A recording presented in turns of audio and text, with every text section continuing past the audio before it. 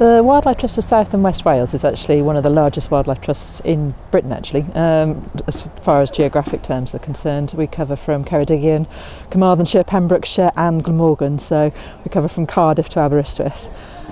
We have a main focus is about protecting wildlife and encouraging people to enjoy wildlife and experience it. And as you can see behind me, we've got a group of young people from a local special needs school who are out here, and they come out once a week and do conservation work around the reserve, and it's a huge benefit to them. They apparently love it, and so that's part of the work that we do, is about getting people out into the countryside, experiencing wildlife and understanding why it's so important to us all. The social element of it is obviously about engaging people and bringing people into a new experience.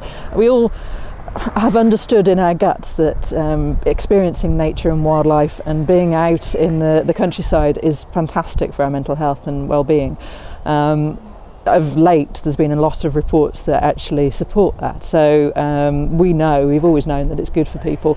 Now we really do know it's good for people. So the more people we can get out and experiencing wildlife, the better. And just behind you, you can hear the building work going on, and that's actually our Park Slip Visitor Centre, which is going to be finished in 2013.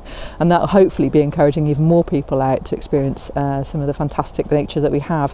I mean, we're in Bridgend, and people don't rate Bridgend highly for wildlife, but in fact, we have some stunning wildlife here. This was an ex-colliery site. This is an ex-open cast mine, and we've restored it from the old mining works, and is now a large nature reserve with a mosaic of habitats from woodland to meadows, with great crested newts, harvest mice and all sorts of wildlife that you wouldn't expect to see on a colliery site. Climate change is a long-term issue for us, and how that affects wildlife is something that we're watching. It's so hard when you're kind of protecting a species and you don't know how they're going to react to a changing climate, so that's very difficult, but also just ensuring that we can keep doing the work that we're doing. So some of the stuff that the Wales Co-operative Centre have done for us, for example, like the website support that we've had, has meant that we can really ensure that people engage with us far better. And for example, membership through the website is a really important element, and we are actually one of the best wildlife trusts in Britain for recruiting through our website, for example. When I first came along to the trust, which was about 6 years ago now, there was no Facebook page or anything like that, and I just felt that that was something that the trust needed as a way of engaging with a younger audience.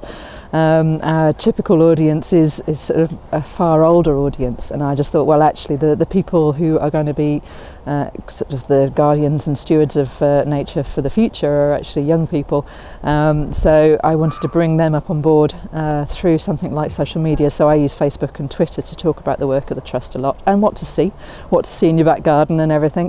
The website, the improved website, has meant that we can engage people far better. So we can see, for example, that people are staying on the website longer. They're looking at more pages since we've revamped it.